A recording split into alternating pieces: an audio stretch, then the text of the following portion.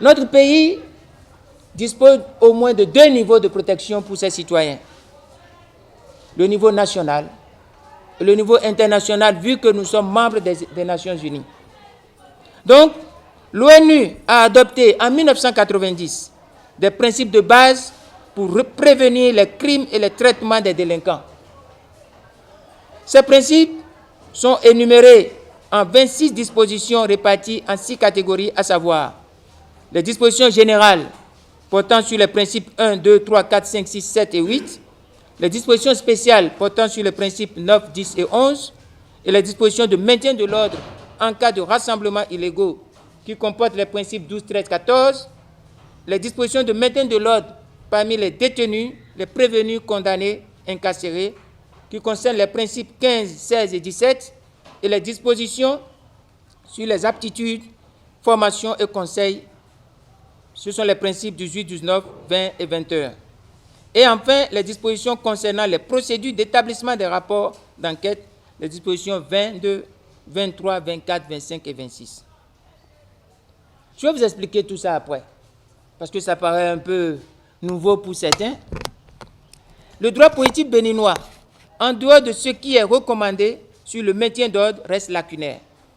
Depuis avril 2016, la tendance liberticide du pouvoir, dit de la rupture, avait beaucoup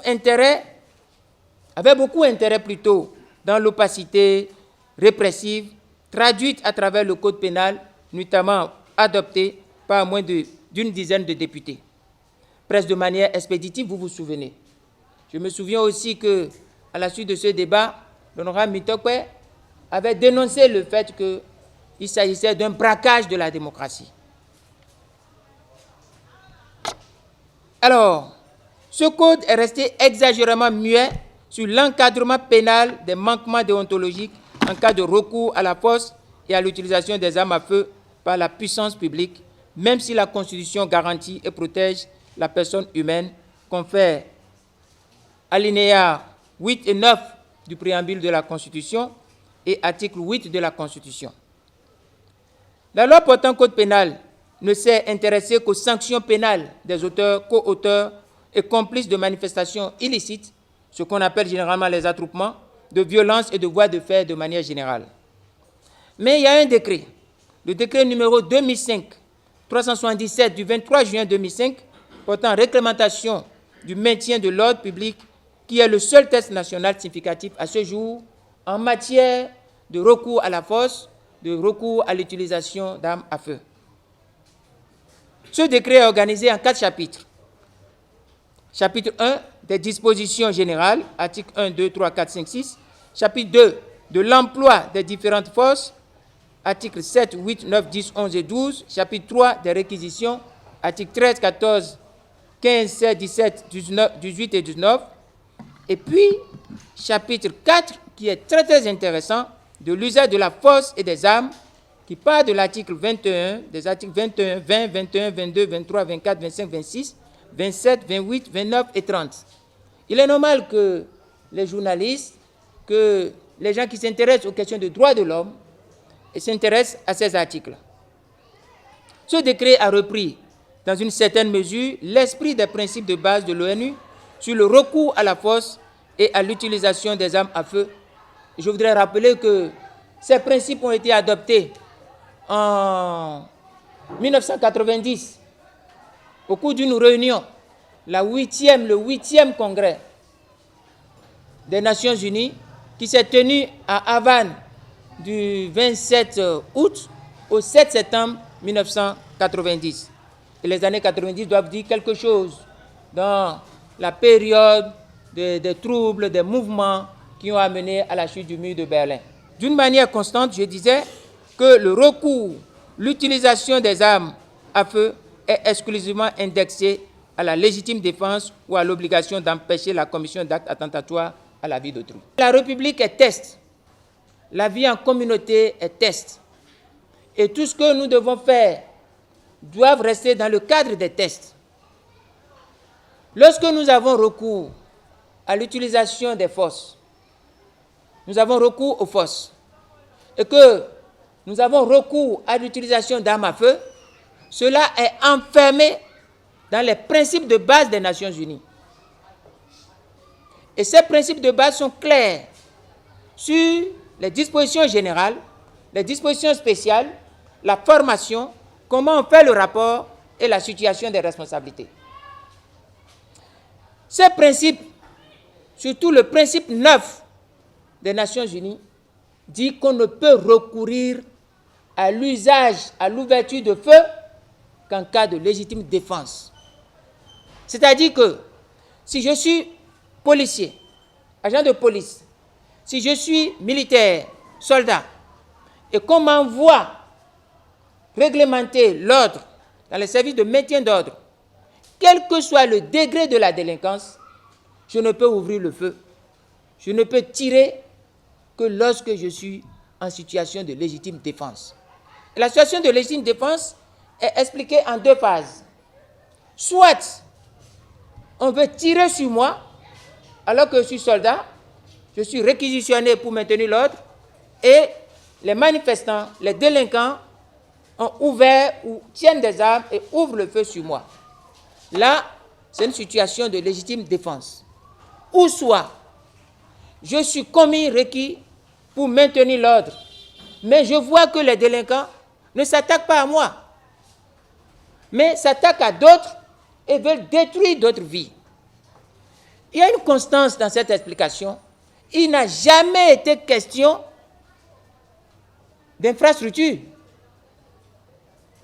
ni au niveau des Nations Unies, qu'au niveau du droit national. Il n'est jamais question d'infrastructure. Il est question de vie menacée, soit la vie de l'agent qui est requis pour maintenir l'ordre, soit la vie de tiers. Voilà ce qui est dit. Nous avons cette constance dans le principe 9 et nous retrouvons cette constance dans le décret. Le décret de 2005 qui part des articles 20 jusqu'à l'article 30. J'ai voulu faire un arrêt sur ça pour que vous compreniez que ce qui se passe ici est un crime. Et plus tard, vous allez comprendre pourquoi les déclarations du chef de l'État sont des déclarations graves et irresponsables.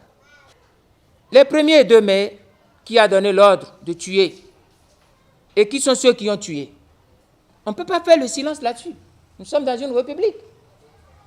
Et les Béninois ne sont pas les gibiers ou les troupeaux de Patrice Talon pour qu'il tue là-dessus, chaque fois qu'il est énervé ou fâché, chaque fois qu'il est en contradiction, chaque fois qu'il refuse d'assumer ce qu'est la politique.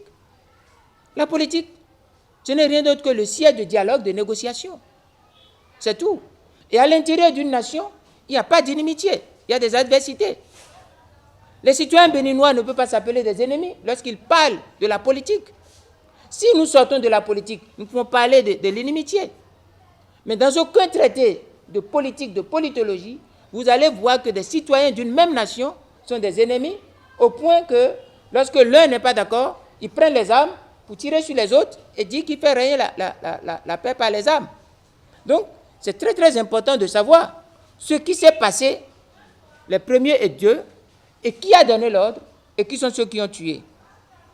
Pour remonter aux faits qui interpellent Patrice Talon, il faut retenir que le 1er mai 2019, le rassemblement commémoratif des travailleurs à la Bourse du Travail, siège des confédérations syndicales, a été violemment maté par les militaires et les forces policières à coups de tirs de gaz lacrymogène et de matraques. Tout a commencé le 1er mai. Et vous vous souvenez que déjà 2 jours avant, il y avait ce camouflet. Mais le 1er mai, les travailleurs s'étaient rassemblés au siège de leur confédération, à la Bourse du Travail. Et le 1er mai n'est pas un jour qu'ils ont inventé, les travailleurs. C'est le jour où les travailleurs commémorent la fête du travail. C'est basique.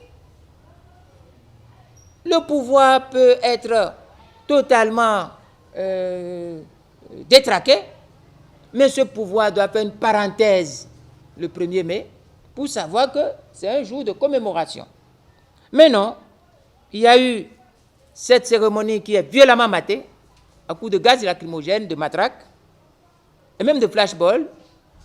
Mais dans la foulée, un groupe de militaires et de policiers fait le siège du quartier Kadiaoun pour tenter de substituer les raisons de la résistance nationale, dont le président Boni Yayi est l'une des principales figures, à la résurgence des anciennes rivalités entre lui et Patrice Talon. C'est là qu'il faut voir le cynisme. Je l'avais expliqué, mais nous devons l'expliquer plusieurs fois pour que vous compreniez. Pourquoi, après avoir fait leur acte à la bout du travail, pourquoi ils sont venus faire le siège du domicile de l'autre? Pourquoi? Pourquoi? Mais si vous comprenez très bien, ce scénario procède du maniement de la psychologie des foules et a dégénéré en actes de violence qui se sont estompés dans la soirée vers autour de 20 h. Vous savez, il y a en politique et partout dans les conflits l'invention de l'ennemi, l'invention de l'adversaire. La politique se nourrit parfois aussi de l'invention de l'adversaire. Et lorsque on est cynique, comme le pouvoir dit de la rupture, on joue sur la psychologie des foules, on crée l'incident, on piège la colère populaire parce qu'on a envie de glisser, de divertir la cause réelle de la résistance, la cause réelle qui vous fait des difficultés, la cause réelle pour laquelle le pouvoir a complètement tort, le pouvoir voit ça, mais manie la psychologie de la foule et piège la colère populaire.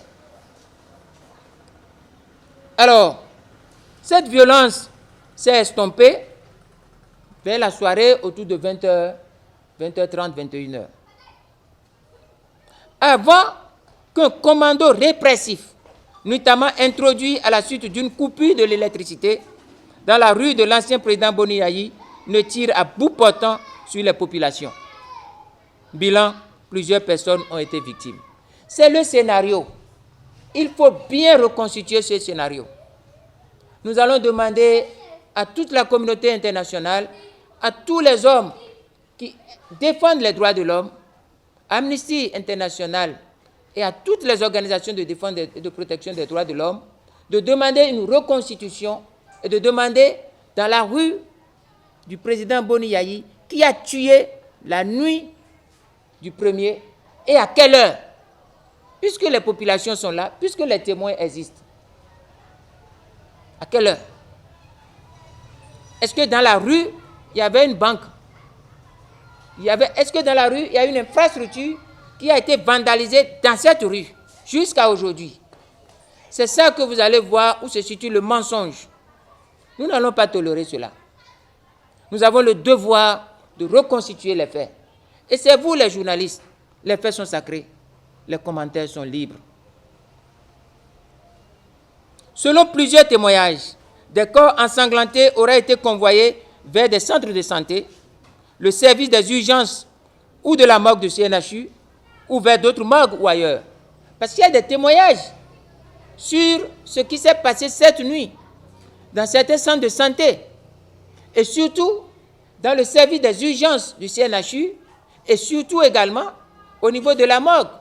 Il y a des rumeurs, il y a des témoignages, il y a des déclarations. Des scènes analogues avec l'usage des armes à feu ont été également signalées ailleurs, notamment à Kandi, où des photos existent. Le 2 mai 2019, en pleine matinée, le monde entier a vécu en direct de vraies scènes de guerre à Cotonou, notamment. Nous pouvons résumer ces scènes de guerre en ceci. Rafales d'armes automatiques, en synchronisation avec l'activation de jets d'eau, de gaz lacrymogène, de massacres et d'arrestations des personnes fauchées. Vous voyez, quand moi, mes proches m'ont informé et m'ont dit qu'on tire sur des gens à Kadiaoun. Nous étions le matin du 2. Je me suis dit non, ce n'est pas possible. Les gens m'ont dit non, ce que nous avons entendu là, c'est des armes de guerre. J'ai dit non, on ne peut pas faire ça dans notre pays. À la limite, on peut faire des balles à blanc, des flashballs, des balles juste pour faire peur. Juste. On dit non. Je niais. Lorsque j'ai commencé par voir sur les télévisions, sur les vidéos et sur les réseaux sociaux, de vraies scènes de tuerie. C'était abominable. On se croirait dans les films d'horreur. Et ce qui est encore grave, un peu après, le ministre en charge de l'Intérieur a reconnu sur une chaîne de radio l'usage d'armes létales comme seule issue face aux populations civiles non armées. Vous avez tous entendu ça? Le ministre de l'Intérieur qui vient et qui dit, il confirme l'usage, et pour la première fois j'entends de la bouche d'un responsable politique l'usage d'armes létales. Nous on a souvent l'habitude de parler d'armes à feu. On parle d'armes létales. Donc létal veut dire meurtrier. Tout démocrate a le devoir d'exiger que les autorités en charge de l'ordre et de la sécurité publique rendent compte de ce drame au peuple et à la communauté internationale. On doit rendre compte, il n'y a rien à faire. Ce n'est pas bon et je ne pense pas qu'il soit bon ce que le président Talon a déclaré en disant « Nous n'allons pas chercher à situer les responsabilités ». C'est faux. On doit situer les responsabilités. On doit situer les responsabilités. Il est dans le décor. Il n'a pas encore parlé. Il parlera mieux que ça. Il parlera. Parce que personne ne l'a encore interrogé. C'est pourquoi il tente un voilage. Mais quand les gens vont l'interroger, il parlera. Et il sera interrogé.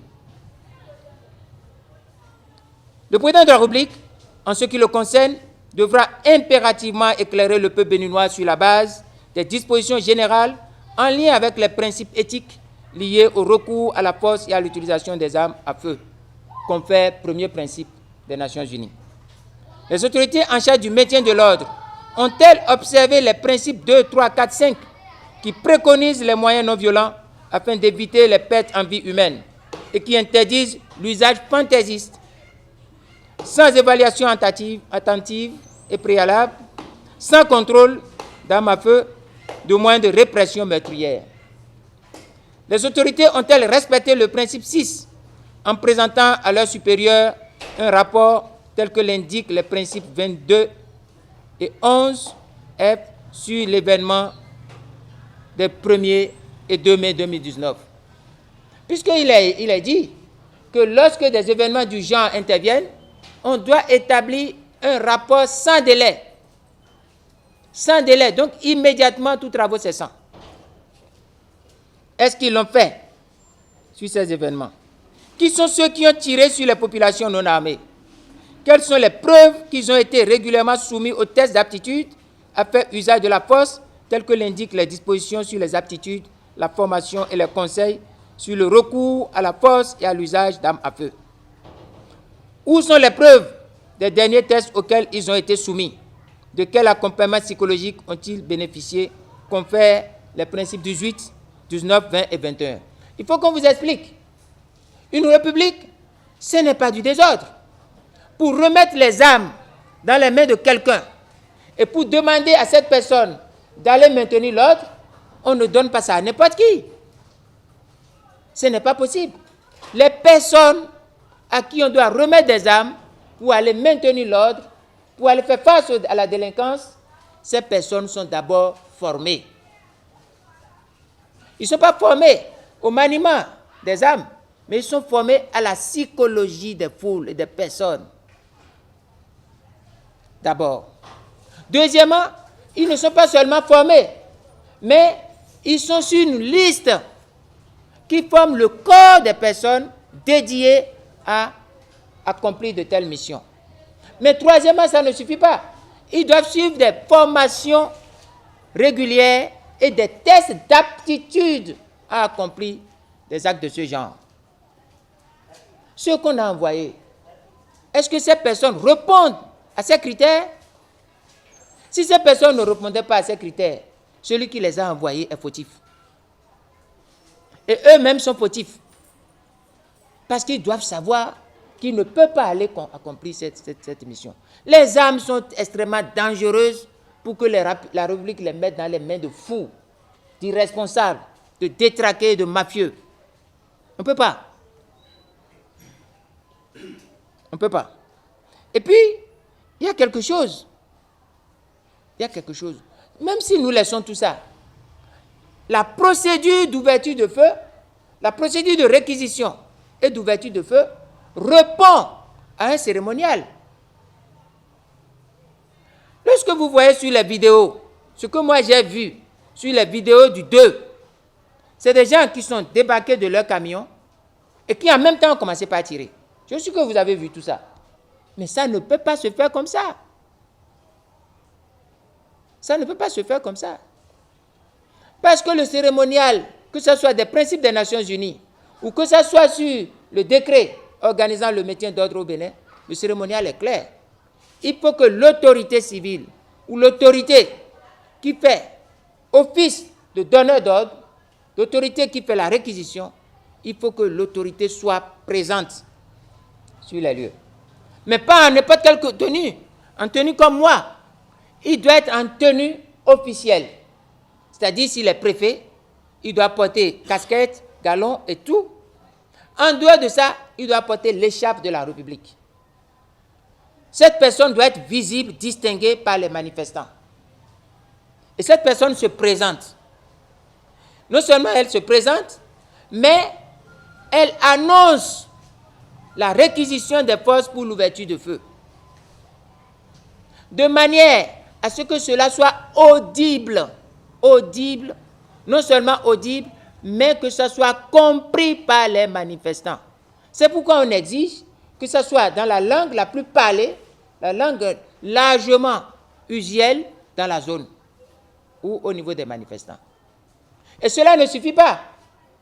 Les principes éditent que même lorsqu'il finit de faire ça, il doit laisser un temps pour s'assurer que les manifestants ont compris son message et doit leur donner le temps de se disperser. Avez-vous le sentiment que ce cérémonial a été respecté? Dans ma langue, on dit même le poulet que vous avez acheté, même si vous voulez le tuer, vous lui donnez de l'eau. Le cabri que vous avez acheté, avant que vous tuiez, vous immolez le cabri, vous lui donnez de l'herbe. Encore la vie qui est sacrée. Vous descendez seulement. Et puis vous commencez par faire des coups d'arme automatiques. Et après vous venez pour dire non, laissez ça par perte de profit, ne situons pas les responsabilités, allons-y. C'est faux. C'est mal dit. Les événements du 1er et du 2 mai sont d'une gravité telle qu'il ne peut pas être mis sous boisseau. Il faut absolument que les responsabilités soient situées. À l'origine, les responsables sont ceux qui sont les planificateurs de la doctrine de compétition sans concurrence. C'est une doctrine. C'est une doctrine qu'il faut combattre. On en déduit aisément que les responsables sont ceux qui ont orchestré le complot du certificat de conformité. Les responsables, ce sont ceux qui ont exclu tous les partis politiques de l'opposition et qui ont disqualifié tous les partis politiques et toutes les forces politiques hostiles au retour de la pensée unique. Mais les responsables sont tous ceux qui ont poussé à l'organisation d'une parodie électorale sur la base de lois pourtant reconnues comme inapplicables, incongrues, inopérantes. Comment dans une république, vous vous asseyez pour dire que les lois sont incongrues, inopérantes, farfelues, porteurs de conflits, et vous dites, malgré ça, continuons. Dans quelle république on marche sur le mal? On vous dit que c'est le mal. Le chemin est tortueux. On vous dit, voilà le danger au bout. Vous dites que vous irez. Toutes ces personnes sont responsables. Au premier rang de cette catégorie de responsabilité, il y a l'instigateur de l'impasse électorale et de la crise politique qui ébranle notre pays, qui n'est personne d'autre que celui qui a déclaré le 11 avril qu'il assume la confiscation du pouvoir législatif par l'imposition d'une parodie électorale qui exclut toute l'opposition. Celui-là se connaît et tout le monde le connaît, c'est le président Patrice Talon. Vous vous souvenez que le 11 avril, devant tout le monde, il a déclaré « J'assume, je vais porter le chapeau ». Même devant la communauté internationale, devant tout le monde, il ne peut pas se dédire. C'est lui-même qui a dit « J'assume, je vais porter ce chapeau ». Il porte un chapeau qui se révèle être un chapeau ensanglanté, taché de sang humain, du sang des citoyens. C'est grave. Donc, il est au premier rang des responsables de cette première catégorie on retrouve le président Patrice Talon. Il doit répondre. Au second rang, il y a des ministres du gouvernement. Les propos, les déclarations existent et chacun devra être confronté à ses dits et agir. Chacun a en mémoire les menaces proférées par des membres du gouvernement. Je me souviens, je vois encore sur les images, un ministre de l'Intérieur, en même temps candidat aux élections législatives, à ses côtés le président Bruno Amoussou, et qui menaçait de brûler et de multifracturer les citoyens. Ce n'est pas possible dans une république. Ce ne sont pas les propos d'un membre du gouvernement. Le gouvernement doit être protecteur. Le chef de l'État doit être protecteur. Le gouvernement ne peut pas menacer de brûler les citoyens et de polyfracturer les citoyens. Nous avons entendu tout ça. Le gouvernement a même déclaré qu'il n'a eu d'autre recours que de recourir à l'utilisation d'armes létales à travers les propos de son ministre. Ces propos, ceux qui l'ont préféré, sont aussi des responsables de deuxième catégorie, juste après la première catégorie. La troisième catégorie se trouve dans les rangs, on trouve les turiféraires. Les turiféraires du pouvoir dit de la rupture. Ce sont ceux-là qui sont les receleurs d'actes attentatoires et nuisibles à l'ordre constitutionnel visant à la confiscation du pouvoir législatif par une fraction du peuple devenue hostile à la démocratie, à l'état de droit et au pluralisme. La troisième catégorie de ce premier niveau, c'est les receleurs d'un coup d'État. Lorsqu'il y a un coup d'État et que vous savez que c'est un coup d'État, vous devez savoir que c'est un mal. Vous ne pouvez pas être profiteur de ce mal. Vous ne pouvez pas être receleur des biens, des méfaits, j'allais dire, de ce mal. Ceux qui sont candidats, ils sont des receleurs. Parce que comment se voient-ils, ces candidats, ou ces gens nommés, lorsqu'ils savent, et que l'histoire retiendra, que c'est au prix du sang de leurs concitoyens qu'ils s'asseyent pour dire qu'ils sont parlementaires. Si le voleur est punissable, dit-on, le receleur aussi est punissable. Donc, on ne peut pas condamner les auteurs du coup d'État actuellement en cours et ne pas condamner les receleurs de ce même coup d'État. D'autant plus qu'ils devaient condamner et dénoncer cette forfaiture. Voilà pour le premier niveau. Mais il y a le deuxième niveau où nous avons encore trois catégories. Dans le deuxième niveau, c'est la responsabilité directe. L'autre, on peut dire les origines du mal. C'est la doctrine de compétition sans concurrent. De tous ceux qui l'ont mis en œuvre, de tous ceux qui ont fait la promotion de cela, de ceux qui ont prêté main forte à cela, de ceux qui bénéficient de cela. Mais il y a le niveau direct, de la responsabilité directe. Ce niveau, nous avons trois types de gens. Nous avons celui qui a donné l'ordre de tirer. Qui a donné l'ordre de tirer? Une armée est très structurée. Une armée n'est pas un club de délinquants. On ne fait pas du désordre au sein d'une armée. Tout déplacement d'une arme, même les balles, les cartouches, même les fusils sont numérotés, identifiés.